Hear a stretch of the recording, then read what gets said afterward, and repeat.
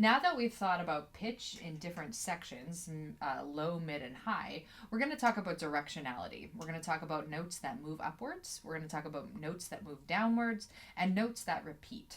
So notes that move upwards, you can just think about a scale here. Maybe we start in the mid-range with the C scale, but then we get higher and higher. So we're kind of moving into the high range, but notice that we're moving upwards. There's an upwards directionality here from that nice kind of rich mid-range to the thinner higher range. And then of course from the thinner higher range, we can move back down into more of the mid-range. We can think about directionality with low notes from the rich vibrating bassiness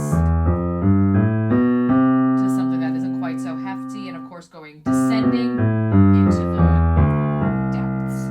Now sometimes our directionality isn't just stepwise motions, sometimes we have skips. Arpeggios are a good example of this, where we're going down or up. You can have harmonic interval passages where we're moving up, but there's more than one note to listen to, or something like this, where not every note is going to move, but you still hear a downward direction. Additionally, we also have repeated notes, where the notes don't move up or down, they stay exactly the same.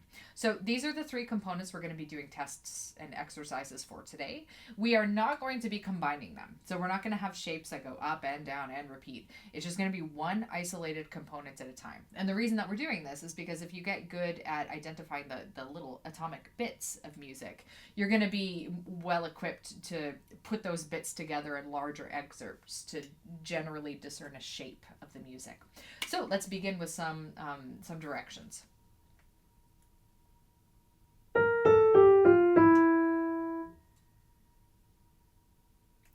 This one we have a downward movement.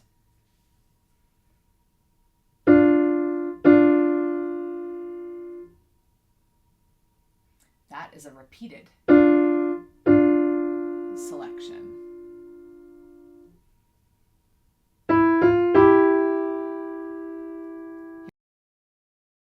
Here we have an upward movement, even though there's a harmonic interval in there. Let's take a look at some different pitch ranges.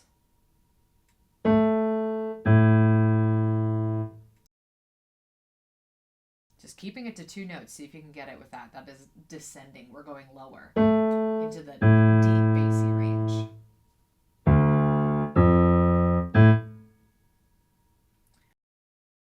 We have a skipping pattern here that's going up.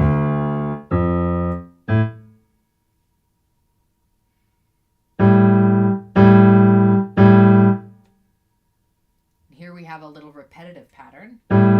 Same notes each time. What about this harmonic interval pattern?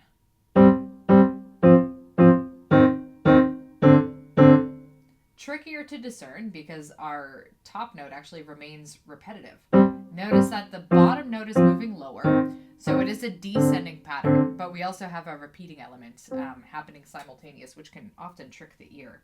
What about something like this? Well, in this case, we have a repeating pattern.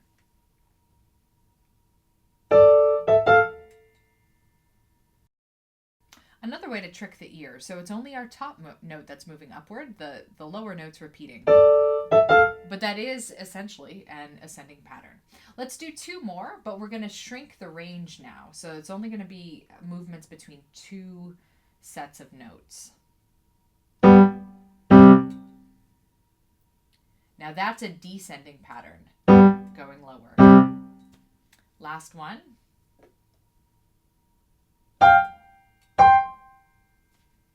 Again, this one's moving upwards.